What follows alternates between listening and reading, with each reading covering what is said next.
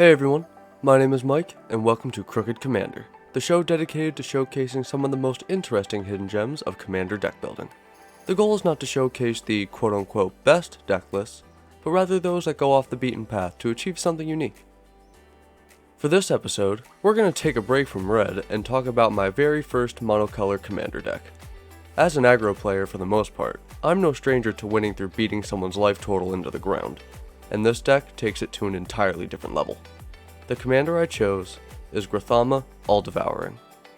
It costs 3 generic and 2 green mana for a 10/8 legendary worm creature. Its first ability gives all other creatures in play the ability to fight Grothama whenever they attack. This means that they each assign damage equal to their power to the other's toughness, similar to how combat works. His second ability says that when he leaves the battlefield, each player draws cards equal to the amount of damage dealt to Grothama this turn by sources they control. So yeah, this guy definitely has a target on his back and an incentive to shoot at it. And for what I'm doing, it's gonna want to stick around a while. But before I get into it, I'm going to talk a bit about the backstory of this deck. If you would like to jump straight into the deck list, feel free to skip ahead to the timestamp shown. I was in college when the Battle Bond set released and gave us Grothama. I initially never paid much attention to this as a single card, especially since it screamed, "Please kill me on sight." That was until one of my roommates who also played Magic brought it up and told me to look up another card called Vigor. I didn't understand what he was going for at first. I mean, yeah, its ability to prevent damage will deter my opponents from swinging a bit, but that didn't seem like it would be strong enough to warrant building an entire deck around. Then he explained it to me. I immediately called dibs on the strategy. He objected at first since he was the one who discovered it, but being the good sport that he is, he let me have it. Thanks, Steven. If you stick around to listen to these backstories, let me know by leaving a comment down below saying thanks, Steven. If you haven't already put the pieces together yourself, I'll get into how these two cards work together in a little bit, so it doesn't get lost in the backstory and so that I don't have to repeat myself. Just know that these two cards are the key to the entire strategy, a strategy that green is known quite well for. Big Stompy. Gaining the title Vigorous Devourer due to having an in the 99 co-commander in the form of Vigor, this deck wants to ramp up quick and get both co-commanders out to begin a stompy strategy your opponents won't see coming until it's too late. Here's how I do it. As I mentioned, this deck needs another card out on the field alongside the commander to pull off the strategy. Vigor costs 3 generic and 3 green mana for a 6/6 elemental incarnation creature. It has trample and an ability that says if damage would be dealt to another creature you control, prevent that damage. Put a 1/1 counter on that creature for each damage prevented this way. It also has another ability that says when it's put into the graveyard from anywhere, shuffle it into its owner's library. Now here's how these two work together. Let's say you have Grothama, Vigor, and any other creature on the battlefield under your control. Let's say an Arbor Elf. It's your turn, and you move to combat. You would then swing at an opponent with your Arbor Elf.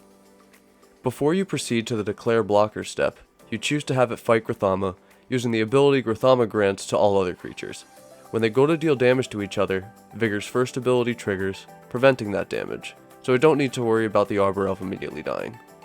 But since Vigor also says to put +1/+1 counters on my other creatures for each damage prevented, they boost each other equal to the other's power, making Grothama an 11/9 and the Arbor Elf an 11/11. All this before blockers have even been declared. And of course, the more creatures and the more turns your opponents survive this, the bigger everyone will get. And trust me, your opponents won't let you live down the fact that they lost the game to a 40/40 Arbor Elf anytime soon. I know my first opponent didn't. The same guy who told me about this strategy to begin with. Thanks, Steven. On top of all of this, Vigor was also reprinted in Battle Bond alongside Grothama. It's almost like Wizards wanted us to find this strategy. Now I will say that running Vigor in a Grothama deck isn't necessarily uncommon. If you check it out on EDHREC, hashtag not a sponsor, you'll see that roughly 2/3 of all Grothama decks run it. However, after looking at several decks, it doesn't seem to be the focus. Just some bonus fun when it comes up. That's what makes this build feel unique in my eyes. Like many of my other decks, I have this one split into 6 main categories: Ramp, Draw, Tutor, Protection, Combat Tricks, and Cheat Out. Starting with Ramp, this is the largest section of the deck with 18 total pieces. Starting with the Mana Dorks, I chose Arbor Elf, Birds of Paradise, Elvish Mystic, Fanatic of Ronus, Fyndhorn Elves, Llanowar Elves, Llanowar Tribe, and while this one isn't technically a Mana Dork, this is the closest subsection it fits into, that being Sol Ring. These next several all allow me to tap my lands for additional mana: Nyxbloom Ancient, Utopia Sprawl, Vernal Bloom, Vorinclex, Voice of Hunger, and Wild Growth. The next 3 all give me a different amount of mana depending on certain conditions. Karametra's Acolyte and Nyx Lotus tap for mana equal to my devotion to green, that being the number of green pips present in the mana costs among permanents I control. I also have Selvala, Heart of the Wilds, which is dependent on the highest power among creatures I control. These last 2 provide a little bit of cost reduction, being Emerald Medallion and Goreclaw, Terror of Calcisma. Next up is Draw, which by contrast to the last section, is the smallest section in the deck, having only 5 cards. I'd normally run more than that in my decks, but once we get to the Tutor section, you'll understand why it won't matter too much. For these, I chose Colossal Majesty, Elemental Bond, Endless Atlas, Garruk's Uprising, and Tribute to the World Tree. Speaking of tutors, the Tutor section is up next, and this is the second largest section of the deck with 16 cards. Considering how important Vigor is to the strategy, I included nearly every creature tutor I could find in mono green. I'm just gonna marathon through most of these. We've got Archdruid's Charm, Brutalizer Exarch, Citannal Flute, Fauna Shaman, Fierce Empath, Green Sun Zenith, Mwamvuli Beast Tracker, Natural Order, Primal Command, Shared Summons, Summoner's Pact, Survival of the Fittest, Tooth and Nail, and Worldly Tutor. I'll go into a bit more detail for the last 2. Defense of the Heart isn't anything too special, but it seems like a slept-on card in my experience. In fact, it was the same guy who told me about this deck that first introduced me to this card as well. Thanks, Steven! With 3 opponents, odds are someone will have 3 creatures out when you get around to your following upkeep, giving you 2 free creatures from your library. The last is Pattern of Rebirth. This one is meant specifically for Vigor. Due to Vigor's last ability, saying to shuffle him back into the library when he hits the graveyard, I can choose to do that first before I go to grab my creature off Pattern of Rebirth, meaning he comes right back. You could argue that this would be better suited to the protection section, but in a pinch I can always attach it to a Mana Dork or something else small that's inconsequential, and swing in or chump block in order to tutor for Vigor. Speaking of protection, it's almost like I planned these segues. These provide abilities such as Hexproof and Shroud. As I said before, Grothama has a target on his back already, and with Vigor on the field, your opponents are going to start gunning for them, and you're going to want to apply one of these to help keep them in play. Archetype of Endurance, Asceticism, Cloak and Dagger, Lightning Greaves, Mask of Avacyn, Swiftfoot Boots, and Whisper Silk Cloak. The last piece is Resurrection Orb, which works similarly to Pattern of Rebirth, allowing me to bring a creature back if it were to be removed or destroyed. Next, let's talk about combat tricks. A lesson I learned from the Lion King is that a little trample goes a long way. These are all high mana value creatures that can also act as swingers and keep your game going if you happen to lose one or both of your co-commanders. I chose Aggressive Mammoth, Giant Ankeg, Nylea, God of the Hunt, Stonehoof Chieftain, Surrak and Goreclaw, and Thunderfoot Baloth. The last 3 all have the ability to double the amount of damage I would deal.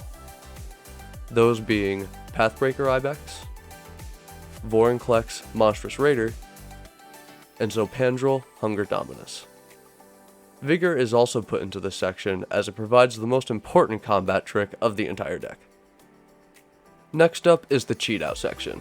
As you've probably noticed, this deck has some pretty high mana values and ramp will only get us so far. So I've included this section to help us get them out much faster. Bellbase Portal, Elvish Piper, Monster Manual, and Quicksilver Amulet all let me tap them and pay a certain amount of mana to put a creature card from my hand onto the battlefield. Apex Devastator and See the Unwritten allow me to reveal cards off the top of my library and either cast certain cards without paying their mana cost or put them onto the battlefield, respectively. Ghalta, Stampede Tyrant, and Myojin of Life's Web both provide the opportunity to put all creature cards from my hand onto the battlefield. The last card is Smuggler Surprise. Considering the mana cost again, only paying 6 mana to get 2 creatures from my hand into play seems like a pretty good deal. Lastly, we have our land section, and with this being a monocolor deck, this will be simple to get through. The deck runs 5 utility lands, being Boseiju, Who Endures, Castle Garenbrig, Lair of the Hydra, Nykthos, Shrine to Nyx, and Okina, Temple to the Grandfathers. Other than those, the deck runs 28 basic forests. This is normally the part where I would cut to the playtest portion of the video, but there's a bit more I'd like to discuss. In these videos, I talk about what the deck is trying to do and what it does well, but I don't often mention its downsides or flaws. And boy does this deck have some. The first being that it doesn't run any interaction or removal. It is a deck that is focused only on what it is trying to accomplish, and instead chooses to run cards to protect against and evade your opponent's advancements rather than deal with them itself. The second flaw isn't so much a flaw, but rather a restriction on some of the types of cards you can play that other Grothama decks commonly run. Due to Vigor preventing damage from happening, you can't take advantage of cards like Stuffy Doll or Apex Altasaur, whose abilities require damage to be dealt to be activated. The third and most glaring issue this deck has is that it's all surprise factor. If you play with a steady play group, once they learn what this deck is trying to do, trying to make it happen again will be much harder. If you thought Grothama or Vigor were kill on sight before, they definitely are now. Your opponents aren't going to let that happen. I'd recommend keeping that in mind before you invest any time or money into considering this strategy. And here we are with the full deck list in category and mana value order.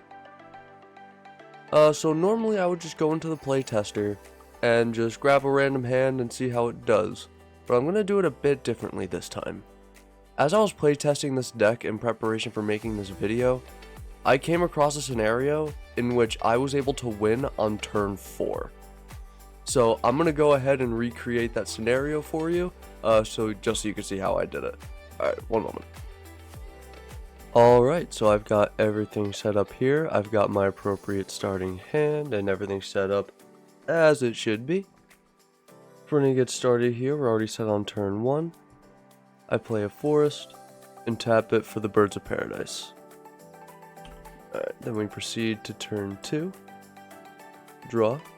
Get another forest. We'll play a forest. Tap it to cast Llanowar Elves.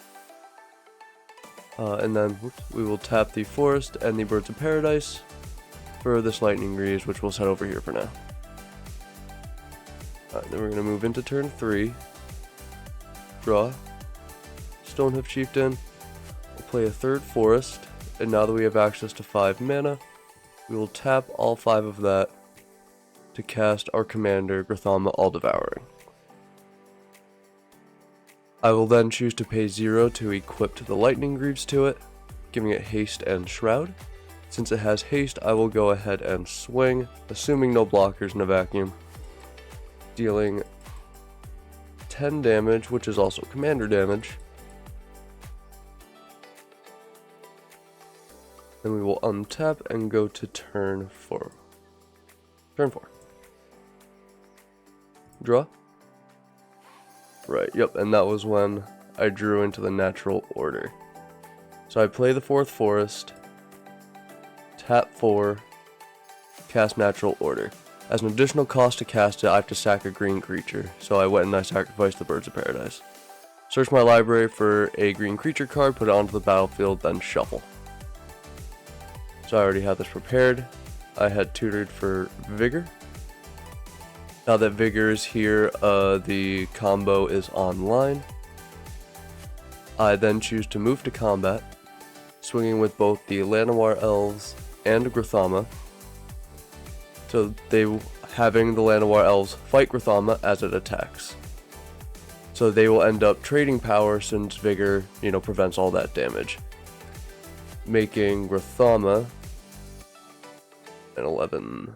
Should be an 11-9. What happened there? And then Llanowar Elves, a powerful 11-11. And then swinging in, like I said, assuming not blocked, that is an additional 11 damage from Grothama, making 21 commander damage. Which, yes, I put in the infect section, don't worry about it.